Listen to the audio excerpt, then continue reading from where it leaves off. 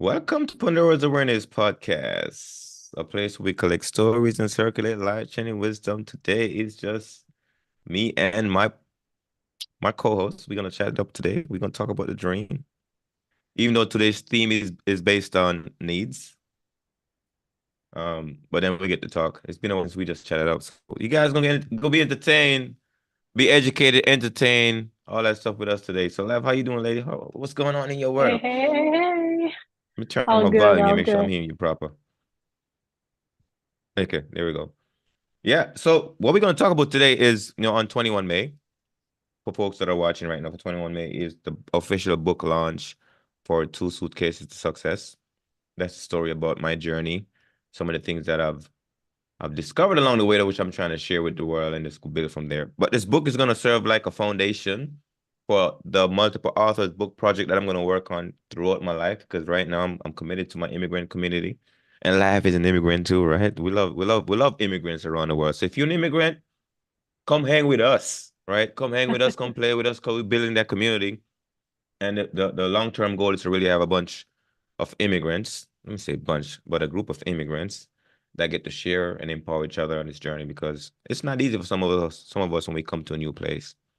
We got to find new family, new neighborhood, new friends to be part of the community with, and then just roll from there. So let me ask you, Lab, what was your experience when you first got here, by the way? What was your experience like when you first got here?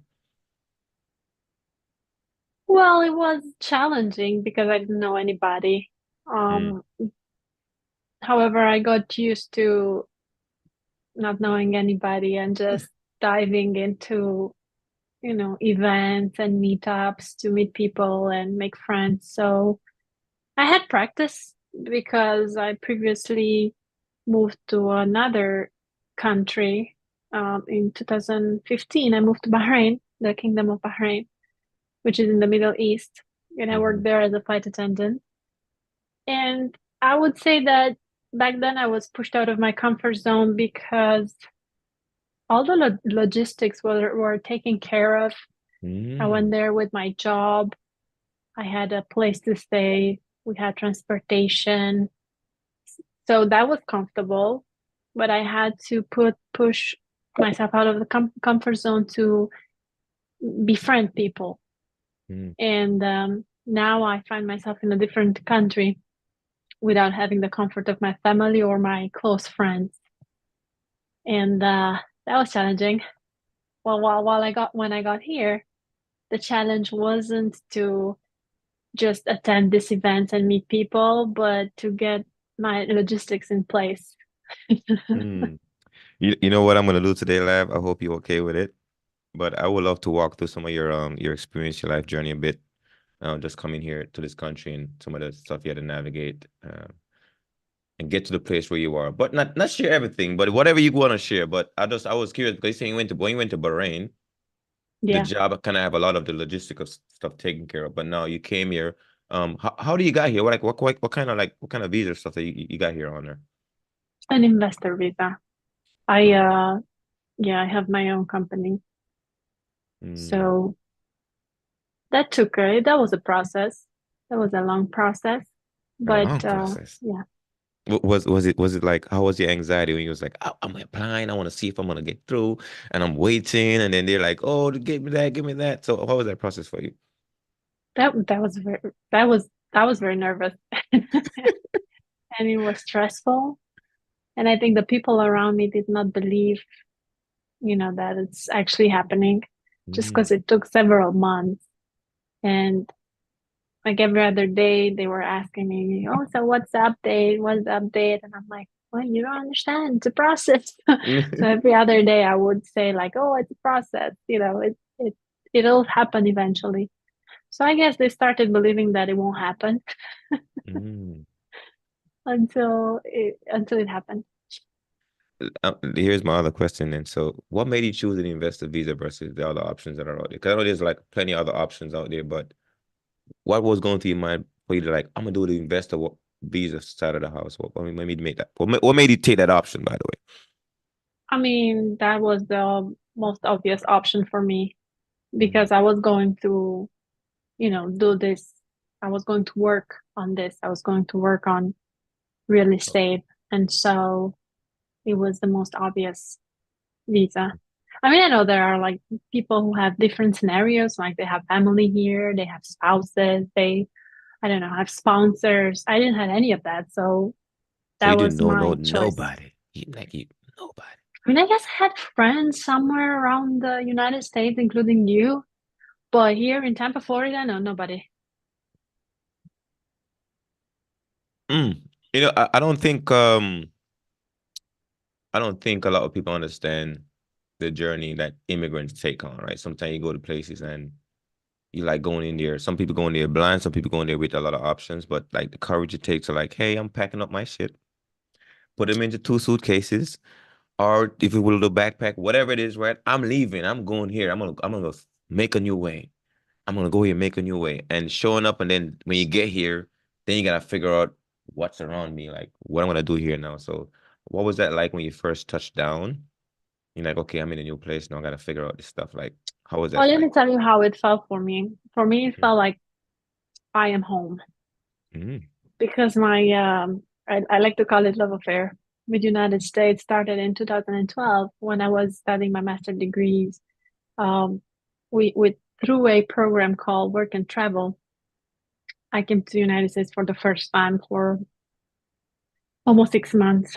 Um, However, I was having a plan, a financial goal at the end of those 6 months, and I took on three jobs. So I did not have much hold on, time hold on. to have Three fun. jobs? You sound like Jamaicans, man. That's what Jamaicans do, man. Three jobs? Well, I was Romanian, but 14 years younger, Mm, and I could survive on 4 hours of sleep at night, but I couldn't do it now. mm, So yeah, mm, I didn't have that much time to, enjoy, have fun. At the end of the day, the end of the trip though, we took a 2 weeks trip because we were a bunch of Romanian students. And we went on to see all these famous places that we would only previously have seen on TV, like mm. Vegas, LA, Hollywood, New York.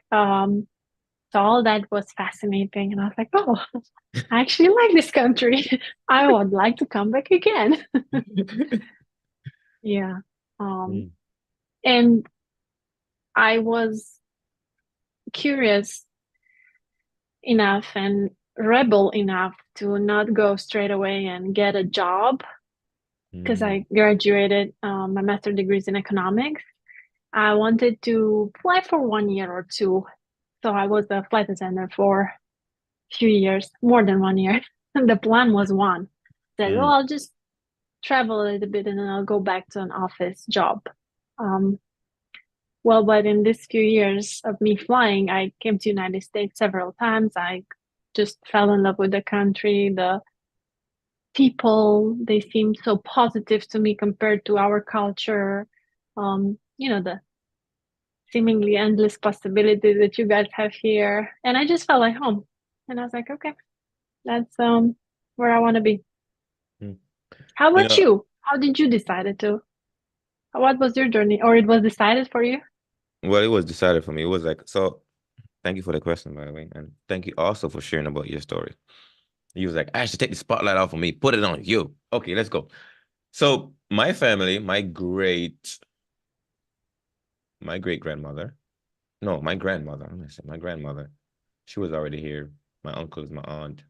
But the person I was tracking on the history a bit. The person that got the family started off, he like the first person that kind of made this thing possible was my grandfather's sister's son.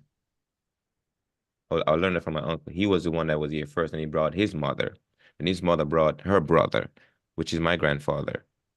And then he brought up, the rest of his family. And then my mom is the first kid, but then my mom was the last one out of all of them to come because she was the oldest and she had more kids. So oftentimes the youngest get to come first, right? Just like when my mom came, like we had to leave my older brother, my older sister back in Jamaica because they was over 21 at the time. So you can only travel on that petition if you're under 21. So we all got petitioned to come here. And then I was young, so I came here when I was almost 19. And that's where we started at the journey. And it was exciting because my whole life, because growing up in Jamaica, I can already, my family was already in the United States. So I was always dreaming about one day. One day I will get to go overseas. I will get to leave this island. I'll go somewhere else and I get to go see the world. So I was dreaming. So I've been dreaming my whole life what it's gonna be like when I get out of the island. I don't know about my other siblings, what would their dream was like, but me personally, I was thinking about I gotta go see the rest of the world. I want to see everything. Because I used to have a lot of we call them farm workers, but they used to travel different countries like Canada, England, America, so forth and so on. They go to places, but they come back and tell stories. So I'm hearing stories about all the other places. I'm like, I gotta go see it too. I'm get opportunity to go see it. So when I first got to the United States, I was like, okay, how can I go see the world? And I think one of the references was that you can be a truck driver, you can drive around the country and go see the country, or whatever. I'm like, okay, that's awesome. But then my cousin was here like I think he got here like a month before I did, and he signed up for the military, and it was like, yeah, just think about the army. Talked to my uncle that was like, yeah, the army is an option. Talked to a lot of people, and then, I love this quote by Dan Sullivan saying that your eyes only see and ears only hear what your brain is looking for. So I was having that conversation about the army, and then I was working at Kentucky Fried Chicken at the time, and lo and behold, a recruiter walked into Kentucky Fried Chicken, and I saw them. I was like, army guys. But then they saw me and it was like, hey, guy, come here, let's talk to you, whatever. Because they was looking for people. But I was open-minded already. So then Oh, they was wow. um they was talking and I was like, what's going on? Blah blah. I was like, yeah, yeah, this is my buddy. And his buddy at the time was a tanker. And it was like, hey, my buddy, he drives tanks, man. We blow shit up. I'm like, what? I'm like, yeah. So anyway, we had a conversation. I'm like, yeah, I'm interested. Like, I just got here, I haven't got all my paperwork and all that stuff yet. Because I think, hold on, no, I did have my green card at the time. Maybe not. I can't remember exactly. But it was like a few months after I got here. And then they're like, let me look at your stuff. And they worked out everything. And 4 months later, I signed the paperwork in April. Because I got here in December. In April, I signed the paperwork in April. And I was like, hey, listen, I don't want to go into training right now because I want to see what the summer is like in Connecticut. So they was like, cool, we can make sure that you kind of see some stuff when we start your training in August. So I start my training in August. And I was like, man, it was best decision ever. So that's a short version of the story. Wow. Hello. Wow. You know what? While you were saying that you always thought about one day moving to United States, it was funny, it just hit me. I never had that desire. You know Mm, why? Because I was comfortable back home. I was really comfortable. mm, Yeah, I had my own place, my own car, um, have following studies, my economic studies, and everything was mapped for me to be there, comfortable. mhm, But and I remember actually when I was in high school, someone that my mom worked with, her daughter moved to the United States, and my mom's, mentioned it around me like it was a big deal. And I was like, whatever. I like it here. But it's funny how, we change. mm, I guess at one point I was too comfortable back home and I needed a challenge. Um, then I started traveling and my first experience was a bit unpleasant because again, I was out of my comfort zone. I was pampered back home, mm. and here I am having three jobs and You sleeping say you four say hours. the flight attendant stuff. So tell me about that experience by itself too. The flight attendant stuff and how was that like for you just to because I thought about flight attendant too. Like I really did thought about that. I was like when I used to travel, I was like, man, I love what these guys are doing, right? And they get to see so much because I'm always like in my mind, I always feel like I'm a person that just meant to be traveling most of the time. I love traveling. So I thought about flight attendant, but then I was like, I don't know if I can do it because here's what kind of scared me too first. So you never see the flight attendant when it's like they kind of read off the little thing, tell you what to do, blah blah blah, this whatever whatever. I was scared of public speaking, so I was like, I don't want to do that. If I do flight attendant, I'm gonna have to do that in front of people. I'm like, I don't want to be because when you see a flight attendant, he's like, they out there they're looking back at you, right? And he was like, man, like I don't know if I can just sit here and stare at people and just explaining this thing, right? How would I feel about it? So I had that insecurity about speaking in front of people. I'm like, man, I don't think I can do that. So I was like, nah, I won't do flight attendant because I gotta speak in front of people. So what was that like for you? Okay, well, I think the job of a flight attendant, it offers a very diverse experience throughout the world. I From what I noticed here in United States, flight attendants have a good life Mm. in the sense of They don't fly crazy hours. They don't fly overnight very much. I don't know. They So have you know. rights. There's a there's a union that fights Mm, for their rights, and probably they have decent salaries. I don't know. So I think they have rights. They're more human. And now I'll say this, and maybe a lot of flight attendants will jump to say, no, that's not true. But my experience in the Middle East was I absolutely loved the people there, the country. The locals were extremely friendly and embraced us without saying that we're jeopardizing their culture, or the way we dress, the way we did, very different than the way they carry themselves. However, I didn't felt judged in any way, or we had zero restrictions in how to dress and how to act. Um, I mean, I remember when I packed my 2 suitcases to move to Bahrain, I literally just packed long dresses and long pants, and I was going to be very respectful of the Muslim country, right? And culture. And I got there and I saw all these European girls and Americans and Asian in shorts, very short shorts. I was like boxers and tank tops, and I'm like, what is this? But so people there were very respectful, but the airlines, they were having this approach of the customer is always right, mm. but to the point that they were always right. So if they slap you, you turn the other cheek and you apologize for not turning it faster. Um, if the customer would disrespect you on board, the company would most likely not take your side.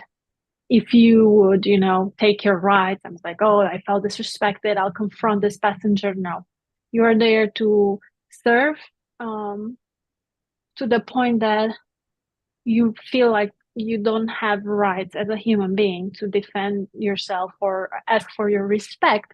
Now, I did not have any unpleasant experience.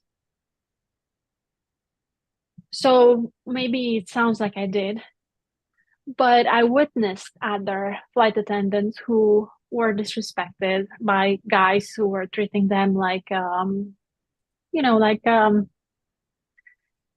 don't know, a piece of meat, Mm. or a servant that has no right, or somebody who's like doing this to you, or somebody who's slapping the ass of a flight attendant. Man, And you can whistle like that? Keep going. yeah, like, I would just ignore them. When that would happen, I would just ignore them. I'm like, when you will learn to use words, then I will hear you. But that wasn't the policy of the company, right? If they would have known that somebody will do this to me, and I just pretend like I don't hear, that would have been a problem. Like, no, you're there to serve the customer. So if they do this, if they do, you Mm. have to go. Yes, sir. Yes, yes, yes, sir. Yes, madam. So Mm. overall, that was, I guess, the thing. And another thing is the crazy schedule. We would fly overnight often. We would have 2 or 3 nights in a row. Um, and we would have often minimum rest, which is 12 hours. But think about it. It's 12 hours from the moment you check out, and then you have to wait for the transport. But we had a lounge where we would wait for the transport to take us to a certain building. And then, you get home, you remove your uniform, you take shower, maybe you cannot sleep straight away, then you sleep how many hours you can, but then you have to get up and put your makeup on and put your uniform on and make your hair, and the pickup would be there 4 hours before the flight would take off. So practically in those 12 hours of minimum rest, we would not have too much time to actually sleep and rest. So what happened, what I experienced is my circadian rhythm was messed up. Um, I would come from flights early morning. I would get home pretty much awake. Maybe I would stay awake for 2 hours from 8 to 10 a.m. Then I would start to feel sleepy. Then I would, fall asleep and wake up maybe 6 hours later. So now I'm waking up around 4, 5, 6 p.m. And in Bahrain, winter time, the sun would set at 4:30 p.m. and summertime at 5:30 p.m. So often I would wake up after the sunset. And I did not realize how important it is to wake up and see light and see sun and Mm. how it affects your well-being and your internal clock and your internal production of hormones when you're thrown off of your circadian rhythm like that. So it was challenging.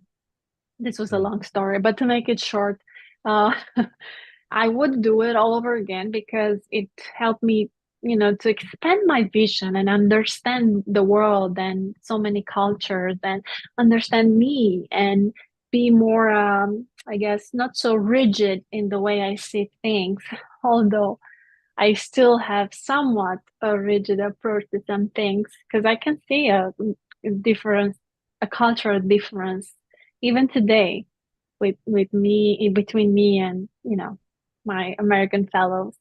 Um, I still have my Eastern European mentality or my Romanian mentality, and That's not gonna go away.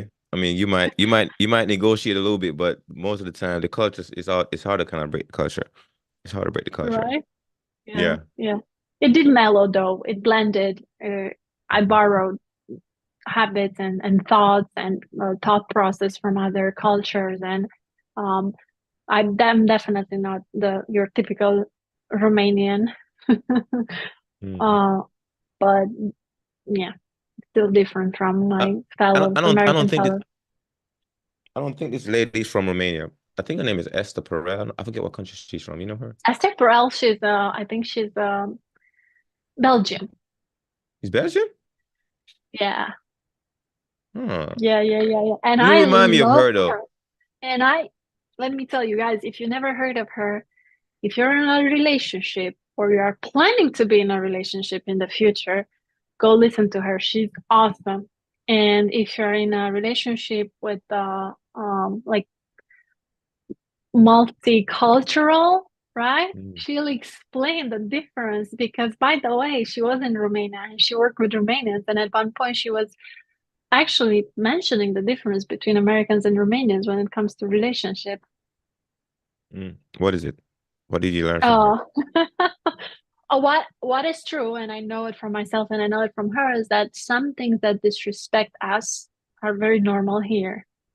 Mm. And some things that are meant to show love in our culture are disturbing here. Mm. Yeah, like for example, being somewhat jealous and somewhat possessive of your most precious value, fortune, your significant other. It's a way of showing love and care in my culture, as opposed to here is not attractive. You're insecure. Snap out of Mm. it. Mm. You don't trust me. Mm. I trust you fully. I don't question where you are, or where you go, with who you talk, what you do.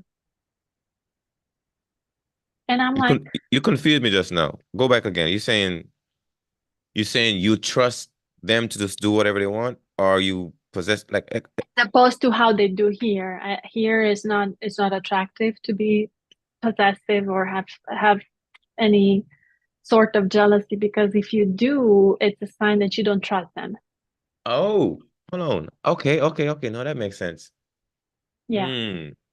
But if you love something, you won't be jealous. Like even Jesus said he was jealous. I'm a jealous. I'm a jealous God. But but that's a sign of love. It's a matter of communication now, right? Or you communicate that jealousy or possessiveness.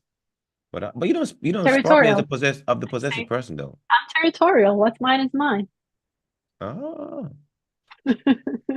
But okay. I mean, think I'm about it. Your car. Mm-hmm. You have your precious car. You like it. You love it. It's yours. You clean it. You drive it with care. Then what? You just let everybody lean over it and take it for a ride and do whatever they want Yeah. with only a piece of metal. No, not everybody No, gonna right? take you for a ride. No, only one person in the passenger seat is me. No, no backseat ride. Now some will say yes, but I'm not a car. And then I have the free will to stop people from taking me for a ride.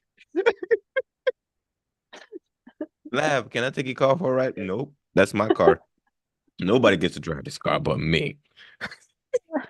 No, that makes sense. No, I got you. Oh my God. Hmm. Yeah. Yeah, interesting. So Other now, ways, other ways. I don't know. Maybe here people are more trusting of each other. I guess. I don't know. I guess it depends of the experience they had. Like in back up. business. In So, business. America got a very high divorce rate. Is it the divorce rate high in Romania too, like it is here, or? No, I don't think so. I mean, I don't really take my words for it because I didn't look up statistics before talking about this. But I would think to believe that no. Why? Because we still have this older traditional mentality where you kind of do whatever you can to save your marriage. I mean, Mm-hmm. and that might be for the wrong reasons, which is like what the neighbors will say, what the family will say. You Mm-hmm. cannot bring this shame over you and over your family. So, yeah, you could say that that's not okay, but that gives you a chance to, instead of just jumping to take that decision, maybe try to save your marriage. So it gives you a good reason to work to save your marriage instead of just, okay, done, let's divorce and move on. Mm-hmm. Yeah, Back to being an immigrant. back to being an immigrant. It's awesome. You guys should try Yeah. it. Well, But if you're well, really happy wherever you are, don't try it because it's challenging, and then you'll say, "Why did I listen to Asher and Lavinia? I want to sue them now." Oh, mm. It's a beautiful experience, by the way, to like live in another place, go there and just trying to set up shop, set up camp, and then build. 'Cause I mean, personally, I want to enjoy as many culture as possible, as many people in their different thinking and their different lifestyle and living as possible. Because like I'm only got one shot here. If I gotta sit in one block, one area, one little community for the rest of my life, that doesn't feel like me. I gotta go move around a little bit. I gotta see some stuff. I gotta experience some stuff. That's just me. Some people are very, very comfortable just having their home base. This is it, and nothing else. But that's not me. and that's not bad. Oh man, I was trying to recall who was talking about their experience, but I think it was a religious person. Hmm. A religious person who was saying that at one point, in order to completely immerse in different cultures, he also embraced their religion for a certain period of time. Hmm. And I think his peers were judging him because, oh my God, if you're truly a Christian, how could you go and practice a different religion for so many months or Hmm. years? That's bad. Uh, but he was saying, no, that's practically a way of truly immersing in a culture and experience it yourself. And Hmm. this is a sensitive topic, so I will not dive into it very deep because obviously, when you are born in a religion, you think everything else is wrong and you're right. But if you think about the fact that by chance you were born in that family and having that religion, then just for a second, imagine that what if you were born in a different religion, in a different family, right? Then you would think that all other religions are wrong. So anyway, it's a very interesting perspective to take into consideration.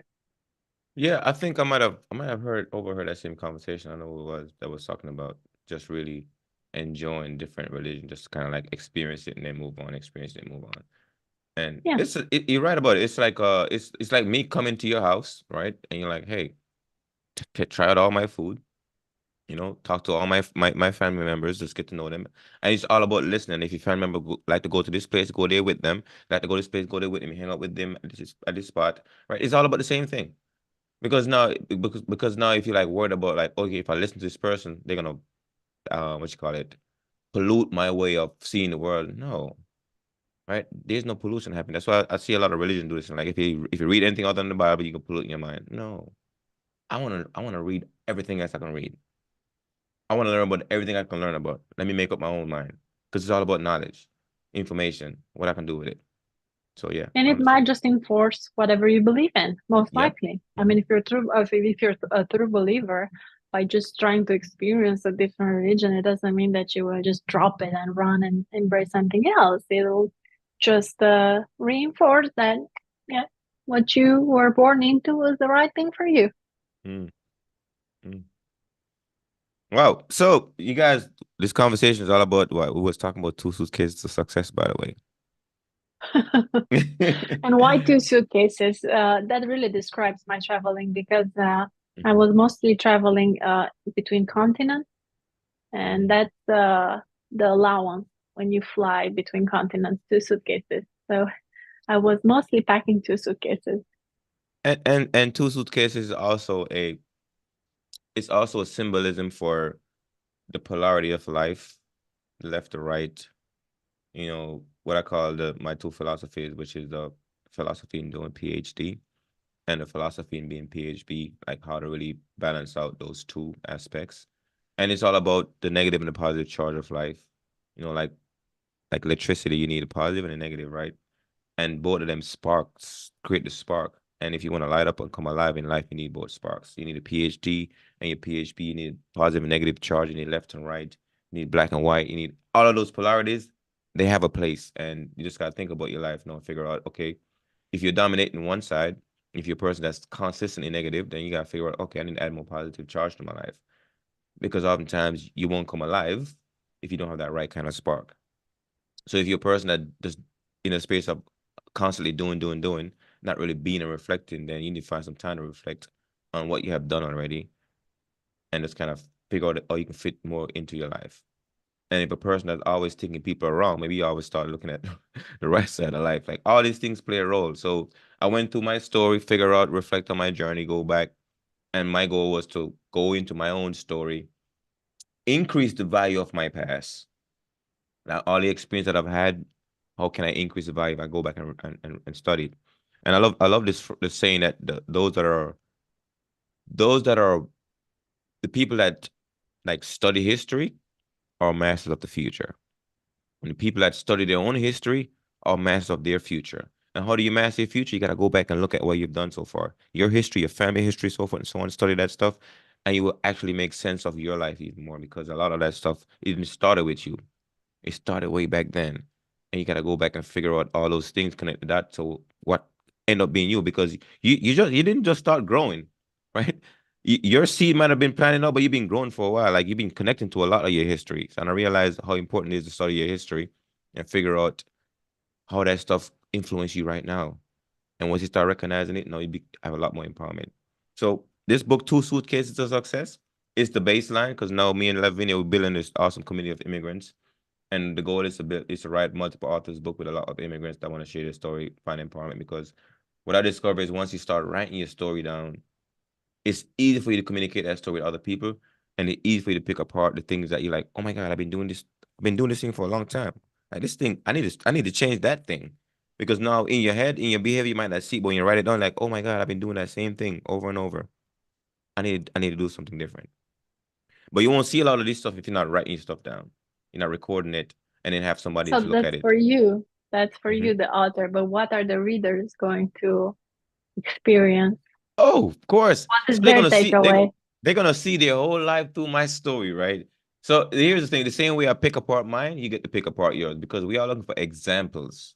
We see ourselves in other people, and oftentimes my failures, my fears, my needs, my victories, my first time experiences. Oftentimes you get to see yourself in those stories as well because, like, okay, I'm traveling to a new country. What was that like for you, Asher?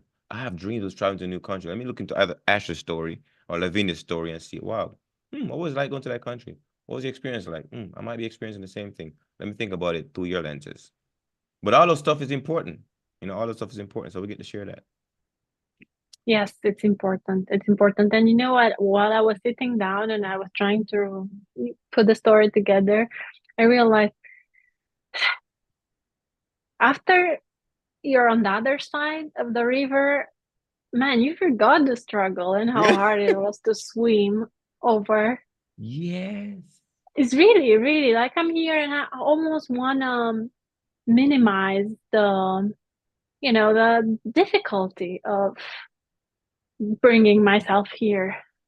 Because, now I'm done. Now I'm here. It wasn't that bad. I mean, it wasn't bad, but it wasn't that hard. It was, you know. Let me So remind you, because I remember. I remember. I you remember. remember I remember, Lav. I remember when you was, oh all my the God. challenges.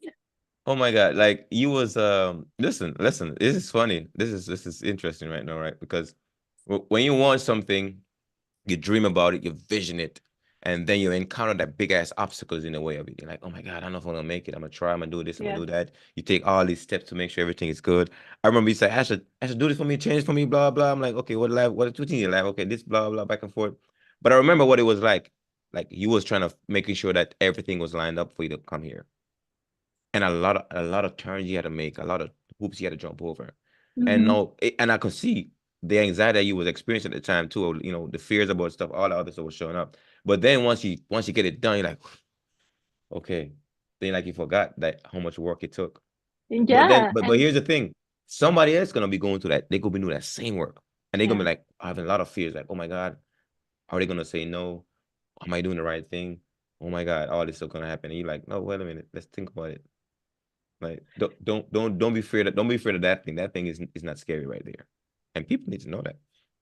And you know what? There were a lot of risk. I know the biggest risk and the biggest fear was well, what if I invest all this money and then they say no? Because all Mm, that money had to be spent. yeah. There Yeah. was no like no, and then you get your money back. It was like no, it's your own risk. And I Mm, remember every time I was, yeah, every time I was solving a puzzle, another challenge would come, and now I have to deal with this. mm, Yeah, I think I had some sleepless nights. I mean, I wouldn't say sleepless, but it would take me longer to fall asleep like it takes me now, because it takes me like I swear, 10 seconds to fall asleep each and every night. However, mm, I think in that process, it took me like an hour.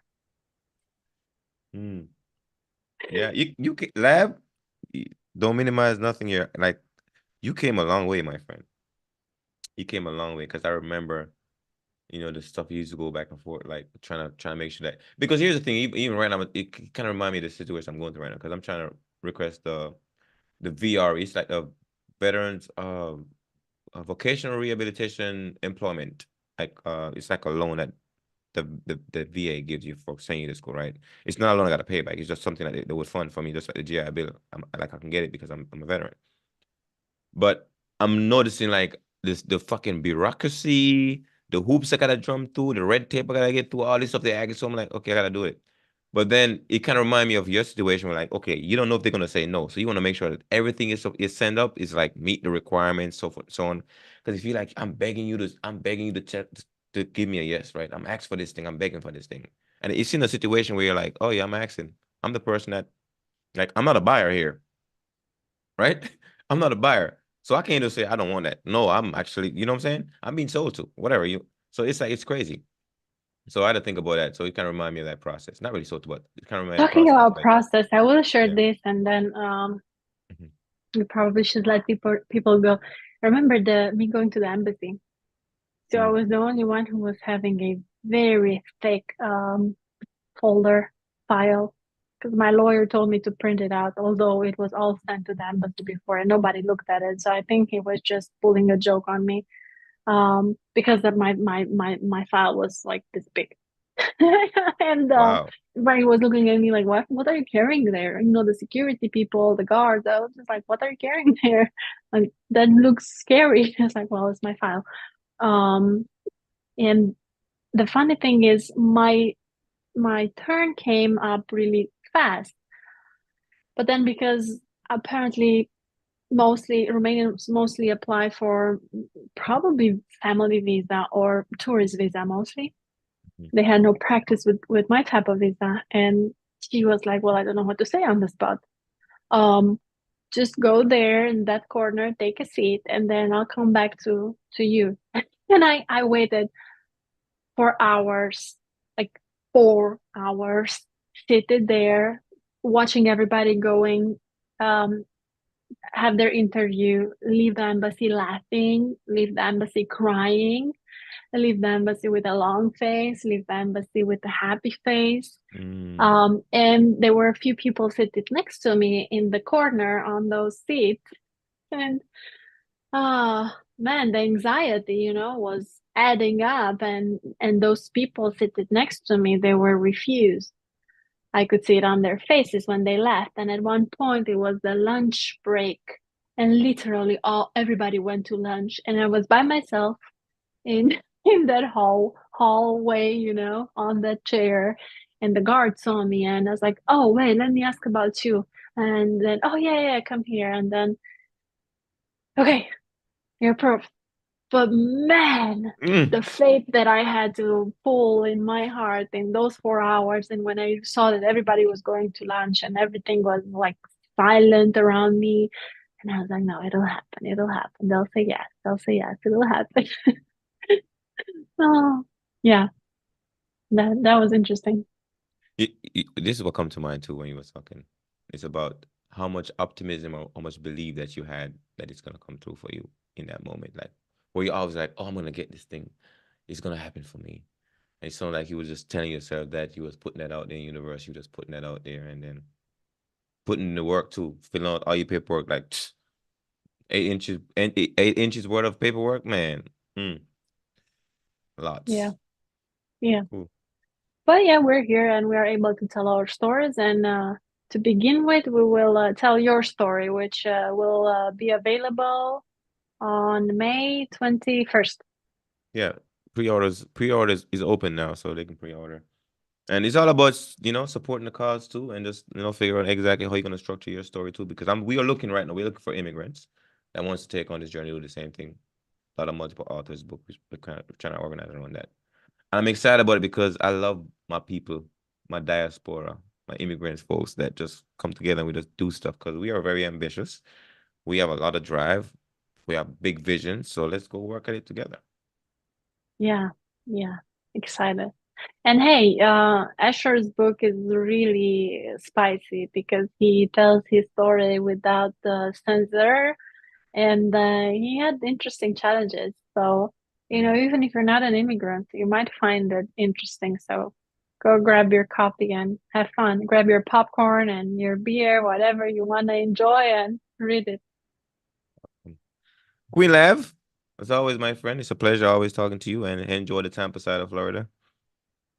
And I'm gonna enjoy the Hartford side of Connecticut. Until next time, my friend. See All you. righty.